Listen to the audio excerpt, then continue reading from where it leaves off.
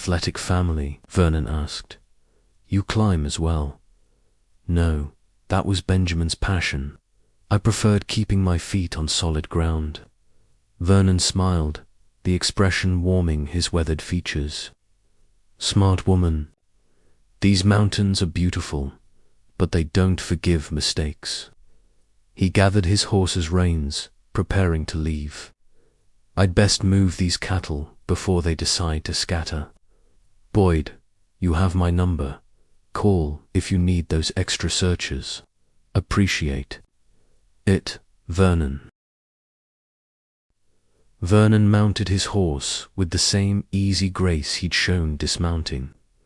"Miss Wilder," he said, touching his hat brim again, "I hope you find your brother. No one should have to wonder what happened to family." He clicked his tongue, and the horse moved forward, the cattle following obediently. Vera watched him navigate the narrow trail, noting how he guided the animals away from the investigation area without being asked, showing the kind of consideration that spoke well of his character. "Good man, Vernon Hartley," Boyd said once the rancher was out of earshot. "Runs the biggest spread in the county. 3,000 acres, borders the park for miles. Been here 40 years, knows this land better than most rangers." Lieutenant Chen made a note in her pad. "Always useful to have local support. Former military too, I'd guess." "Army Corps of Engineers," Boyd confirmed. "Retired as a major, I think. If anyone can help find your brother, it's him." They spent another hour at the scene, Vera answering questions about Benjamin and Miles's climbing experience, their equipment preferences, their usual patterns and procedures. The investigators were thorough, professional, but she could see the skepticism in their eyes. After 3 years, the chances of finding Benjamin alive were essentially zero. The sun was starting to sink behind El Capitan when Boyd suggested they head back to town. The shadows were growing longer, and the temperature was beginning to drop as the mountain absorbed the day's heat. The investigation would continue tomorrow, but there was nothing more for Vera to contribute today. The drive home was quiet, both of them lost in their own thoughts. Vera stared out at the darkening landscape, thinking about Miles's parents in Oregon who would have to be notified, about the climbing community that had never stopped wondering what had happened to their friends. "Try to get some rest," Boyd said as he pulled into her driveway. "We'll call as soon as we know more. And Vera, that climbing journal you mentioned could be very helpful." She nodded, already planning to search for it that evening. After 3 years of uncertainty, she finally had a concrete task, something she could do to help find answers. As Boyd's patrol car disappeared down the street, Vera stood in her driveway, looking up at the stars beginning to appear in the clear mountain sky. Somewhere out there, Benjamin was still waiting to be found. Today had brought closure for Miles's family, but for her, it had only deepened the mystery. The journal might hold clues that investigators had missed 3 years ago. Benjamin had been meticulous about documenting his climbs, recording routes, conditions, equipment, choices, and personal observations. If there were answers to be found, they would start with his own words. #, Chapter 3. The journal. Vera barely slept that night, her mind cycling through the day's revelations and the implications they carried. Every time she closed her eyes, she saw Miles's faded driver's license photos, Benjamin's empty tent, the methodical work of the investigators as they catalogued evidence that had been hidden for 3 years. By dawn, she'd given up any pretense of rest and made coffee, sitting at her kitchen table as the first light crept across the Central Valley. The familiar routine of morning grinding beans, measuring water, waiting for the machine to finish its cycle, provided a small anchor of normalcy in a world that had suddenly shifted beneath her feet. She needed to do something productive, something that would help the investigation rather than simply waiting for updates. The sheriff's department would want recent photos of Benjamin for the renewed search, and she'd need to prepare herself for the media attention that would inevitably follow news of the discovery. Benjamin's room had remained virtually untouched since she'd moved his possessions from his apartment 3 years ago. The space still carried his presence, the faint scent of sunscreen and chalk dust, the casual disorder of someone who'd never quite learned to be organized about anything except climbing routes. She opened his desk, searching for the envelope of photos he'd shown her from their last trip to Joshua Tree. The desk was exactly as he'd left it. Pens scattered across the surface, a half-team protein bar still in its wrapper, receipts and paperwork stuffed haphazardly into drawers. Benjamin had possessed the kind of focused intensity that made him formidable on rock faces, but hopeless at mundane tasks like filing or organizing.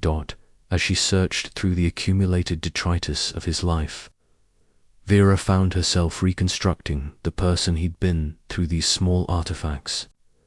Concert ticket stubs from shows they'd attended together, postcards from climbing destinations around the world, a small notebook where he'd sketched technical moves and route sequences, the pages filled with his careful diagrams and illegible notes, a manila folder labeled work stuff in Benjamin's scrawled handwriting caught her attention. Inside were various pay stubs from the succession of odd jobs he'd taken to fund his climbing adventures, construction work, warehouse labor, seasonal retail during the holidays.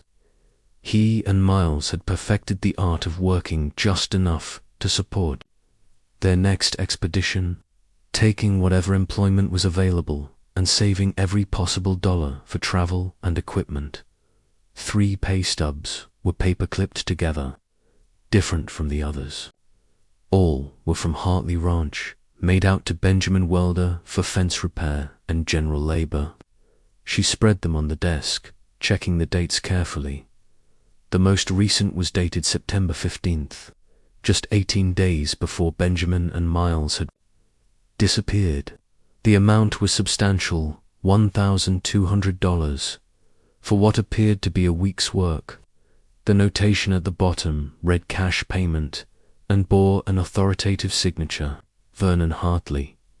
2 additional stubs showed similar work in late August and early September. All cash payments, all signed with the same bold signature she'd seen that afternoon. The amounts suggested Benjamin had been doing more than casual day labor.